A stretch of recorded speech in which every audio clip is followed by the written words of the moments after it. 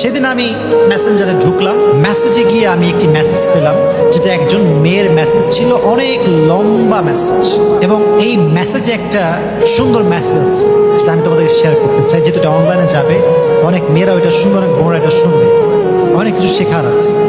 একজন মেয়ে মেসেজ দিয়েছে যে হুজুর, আমার বাবা অনেক বড়লোক মানুষ, অনেক রিচেস্ট, তো আমি অনেক বড় পরিবারের একজন মেয়ে। আমার ফার্স্ট বিয়েটা হয় বাবা মায়ের ইচ্ছা। আব্বা আম্মা একজন ছেলে দেখে আমাকে বিয়ে দেয়। ছেলেটা অনেক ভালো, সেই হিসেবে আমাকে বিয়ে দেওয়া হয়েছে, এবং আমি জানি যে yes, he is a good person, তাকে বিয়ে করতে হবে আমার। আমি বিয়ে করেছি। কিন্তু হুজুর, আমি আপনাকে কি বলবো, সে মেসেজগুলো এভাবে লিখেছে। বিয়ের পর দেখলাম যে তার character is totally has changed, পরিবর্তন হয়ে গিয়েছে। তার কথাবার্তা আগের মতো নেই, তার অ্যাটিটিউড চেঞ্জ। ওয়াইফের সঙ্গে যে বিনয়ের সঙ্গে কথা বলতে হয়, ভালোবেসে কথা বলতে হয়, এটা সে বোঝেই না, জানেই না। আমি অনেক ছোট ছিলাম সে সময়ের কথা, তো আমি কিছু বুঝতাম না যে আসলে স্বামী এরকম কেন করে। একটু বড় হওয়ার পরে বুঝতে পারলাম ছেলেটা আসলে আমাকে বিয়ে করে নাই, আমার বাবার টাকাকে বিয়ে করছে। সে আমার সঙ্গে বিয়ে বসে নাই, টাকার সঙ্গে বিয়ে বসেছে। তো আমার আব্বা এরই মাঝে, মানে এই বিয়ের মাঝেই তাকে এত কিছু দিয়েছে যে তাকে আর ডান বাম তাকাতে হবে, তো সে আমাকে পরোয়া করে না। অনেক দিন ট্রাই করেছি কনভিন্স করা, তার সঙ্গে মানিয়ে থাকা। মেয়েরা অনেক মানিয়ে থাকে, পরিবার, হাজারো পরিবার টিকে আছে শুধুমাত্র নারীর ইচ্ছা। নারী সবসময় বলে সরি, সবসময় মাথা থেকে নিচের দিকে অলওয়েজ মাফ চেয়ে চলে, তাই পরিবারটা টিকে আছে। না, কিছু স্বামী এত খারাপ, নারী যদি ধৈর্যশীল না হতো, লক্ষ লক্ষ পরিবারে আজকে ডিভোর্স হয়ে যেত। ঠিক না বলেন? তারা সবর করে থাকে বলে অনেক পরিবার টিকে আছে। তো সে বলল, হুজুর, আফটার লং টাইম আমি বুঝতে পারলাম যে না, actually he is not perfect man for me, I need to take divorce. এটা ছাড়া কোনো অপশন আমার কাছে নেই। তো আমি অনেক বাবাকে বুঝিয়ে, অনেক কষ্ট করে আমি ডিভোর্স নিয়েছি। যুবক ভাইয়েরা, কি নিয়েছি? ডিভোর্স নিয়েছি। এখানেই কিন্তু কথা শেষ না। এখানে শেষ হলে আমি বলতাম যে এটা আমি কখনো ওয়াজ মাহফিলে বলবো না, কাউকে বোঝাতেও যাবে না, because it's a common story. স্বাভাবিকভাবে এটা হয়ে থাকে, মাঝে মাঝেই হয়। পরে এই মেয়েটা ডিভোর্স হওয়ার পরে একজন মেয়ে একা কয়দিন থাকতে পারে না। বিশেষ করে যে মেয়েদের বিয়ে হয়ে যায়, তাদের আচরণটা পরিবর্তন হয়ে যায়, মাইন্ডসেট পরিবর্তন হয়ে যায়। তারা তখন জীবন সঙ্গী ছাড়া থাকতে পারে না। আমরা যারা সিঙ্গেল, আমরা আগেও সিঙ্গেল, এখনো সিঙ্গেল, থাকলেও কি না থাকলেও কি, আমরা ওটা বুঝিই না। যাদের কেউ হয়ে যায়, তারপরে ব্রেকআপ হয়, ডিভোর্স হয়ে যায়, তারা একা থাকতে অনেক কষ্ট হয়। ঠিক না বল? তো মেয়েটা বললো, মিসেস হাসান লিখেছে আর কি, পরবর্তী সময়ে গিয়ে আমি আরেকজন যুবকের সঙ্গে রিলেশন করি, দ্যাট ওয়াজ হারাম রিলেশনশিপ। অনেক লম্বা সময়ের সম্পর্ক আমাদের, কিন্তু বিষয়টা হচ্ছে আমার আব্বা প্রস্তুত না তাকে বিয়ে দেওয়ার জন্য আমার সাথে। আমি আব্বাকে অনেক কনভিন্স করি যে আব্বা একটু রাজি হও, রাজি হও, রাজি হও। তো আব্বা আমাকে বারবার বলছিল, মা, অ্যাকচুয়ালি সেই ছেলেটা তোমাকে ভালোবাসে না, সে একটা মতলবে তোমাকে ভালোবেসেছে, তুমি বুঝতেছো না। কিন্তু আমি হুজুর বুঝি নাই। আমি আব্বা আম্মার বিরুদ্ধে গিয়ে কোর্টে গিয়ে বিয়ে করছি, আব্বা আম্মার এগেইনস্টে গিয়ে। কিন্তু বাবা মা তো ভালোবাসে সন্তানকে, কয়দিন না মেনে থাকতে পারে বলেন? একটা সময় গিয়ে মানতে বাধ্য হয়ে যায়। তো সেই মেয়েকে বিয়ের কিছুদিন পরে, একটা মাত্র মেয়ে, সন্তান যার একটা হয়, চাই সে ছেলে হোক কিংবা মেয়ে হোক, আব্বা আম্মা তার প্রতি সবসময় দুর্বল থাকে। যেমন আমার বাবার একটাই ছেলে হচ্ছে আমি উল্টা করলেও আব্বা আমার ভালোবাসে, ঠিক করলেও ভালোবাসে, কারণ আমি একটাই ছেলে।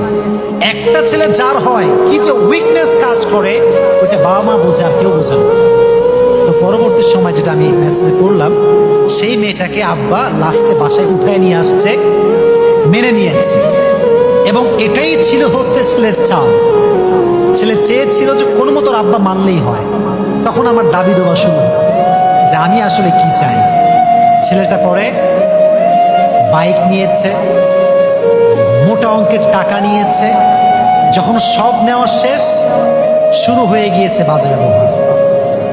তবে মেয়েরা প্রথম সংসারে যেই পরিমাণ অভিযোগ করে, দ্বিতীয় সংসারে কিন্তু সেই পরিমাণ অভিযোগ করে না। প্রথম সংসার যেমন একটুতে অধৈর্য হয়ে যায়, দ্বিতীয় সংসারে কিন্তু তার চরিত্র পরিবর্তন হয়ে যায়। হাজার কষ্ট পেলেও চুপ থাকে। ঠিক না বলেন? তো বললো হুজুর আমি অনেক ধৈর্য ধরেছি। পরের ঘটনা, সেটা নাকি বলেছে যে আমাকে 50 লাখ টাকা দিলে আমি আপনার মেয়ের সঙ্গে সংসার করবো, না হয় করবো না।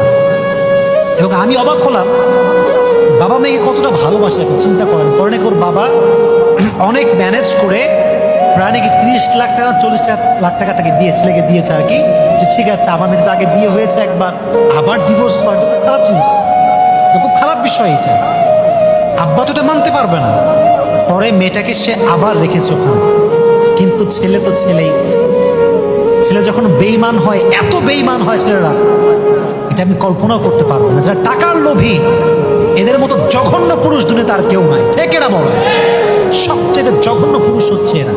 এরা এত নিম্ন লেভেলে যেতে পারে, আপনি ইউ কান্ট ইমাজিন ম্যান, আপনি কল্পনাই করতে পারবেন না। ইস, পরে ফাইনালি সে মেয়েটা লিখেছে অনেক লম্বা মেসেজ, আসলে অনেক ধৈর্য নিয়ে পড়েছি মেসেজটা, এত ধৈর্য নিয়ে কখনো মেসেজ করি না। লাস্টে সে লিখেছে হুজুর আমার এই সংসারটাও ভেঙে গেছে। তো আমি শুধু এতটুকুই ভাবলাম, আল্লাহ সবাইকে সব দিক থেকে সুখ দেয় না। বাপ কোটিপতি, কিন্তু মেয়ের ডিভোর্স হয়ে গিয়েছে 2 বার। বিশ্বাস রাখেন, আমাকে বিশ্বাস করেন, বর্তমান সমাজ হচ্ছে এমন, ডিভোর্স হয়ে গেলে কোনো মেয়েকে সমাজ আর মূল্যায়ন করতে চায় না, চাই সে ভালো হোক চাই সে খারাপ হোক। ঠিক কিনা বলেন যুবকেরা? সমাজটাই এরকম হয়ে গেছে। পরে সেই মেয়েটা লিখেছে হুজুর আমি দীর্ঘদিন যাবৎ প্রায় 1 থেকে 1.5 বছর বাসাতেই আছি, বাট আমি একা থাকতে পারি না। ওই যে আগে বলেছি, যা লাইফ পার্টনার হয়ে যায় পরে সে একা থাকতে পারে না। পরে মেয়েটা আমাকে লিখেছে হুজুর আমি কি করতে পারি, আপনি একটু আমাকে হেল্প করেন, কোনো দিনদার কাউকে আমি পাই কিনা, এরকম আমাকে হেল্প করেন। কিন্তু আমি ভাবতেছি এইটা যুব সমাজে এখন আমাদের যে লেভেল, আমাদের যে চিন্তাধারা, একবার ডিভোর্স হইলে কেউ বিয়ে করতে চায় না।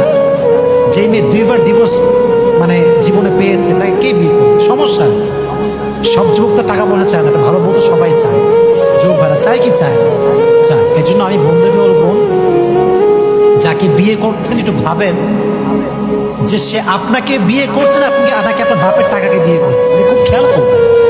অনেক যুবক ভাবে যে খালি একটা বড় লোকের মেয়ে পাইলে হয়, টাকা পয়সা নিব, যৌতুক নিব, ইস্টাবলিশ আমি হয়ে যাব যখন, বাস আই উইল লিভ, আমি পালাবো, আমাকে আর কেউ খুঁজে পাবো না।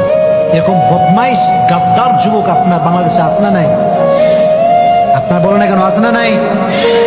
অনেক আছে। তবে মাথায় রাখবেন, আল্লাহর মায়ের হচ্ছে সবচেয়ে বড় মায়ের। আল্লাহ কাউরে ধরে না, ধরলে কিন্তু যেই দিন আপনার আল্লাহ ধরবে সেদিন একদম কায়েদ করে ফেলবে। মনে করছেন টাকা মেরে খাবেন, বেঈমানি করবেন, বিশ্বাসঘাতকতা করবেন, and you will be the most happy person in the world? No, no, no, no. এটা হতে পারে না। বেঈমান কখনো সুখী হতে পারে না, গাদ্দার কখনো সুখী হতে পারে না। যে মানুষের বিশ্বাস নিয়ে খেলে, তাকে একদিন আল্লাহ এমন ভাবে ধরে, তাকে সমস্ত কিছু থেকে নিঃশ্বাস করে ছেড়ে দেয়। ঠিক না? আল্লাহ যুবকদেরকে হেদায়াত দান করুন, সকলেই পড়ে আমিন। যেই মেয়েগুলো ডিভোর্স হয়ে গিয়েছে, তালাক প্রাপ্ত মেয়ে, আল্লাহ প্রত্যেকটা মেয়েকে ধৈর্যশীল হয়ে তাদের জীবনকে চালাবার তৌফিক দান করে, সকলেই মন খুলে পড়া আমিন। যুবক ভাইরা আজ থেকে ভাই বেঈমানি করো না, কারোর সাথে করো না। এটা করে আসলে শান্তি পাবা না। সাময়িক সুখের জন্য কিছু করে আজীবনের সুখ হারানো যাবে না। যে কথাগুলো বললাম, নারীদের পর্দা লাগবে, বেঈমান পুরুষ থেকে বেঁচে থাকা লাগবে। আল্লাহ বোনদেরকে হেফাজত করুন, সকলেই পড়া আমিন।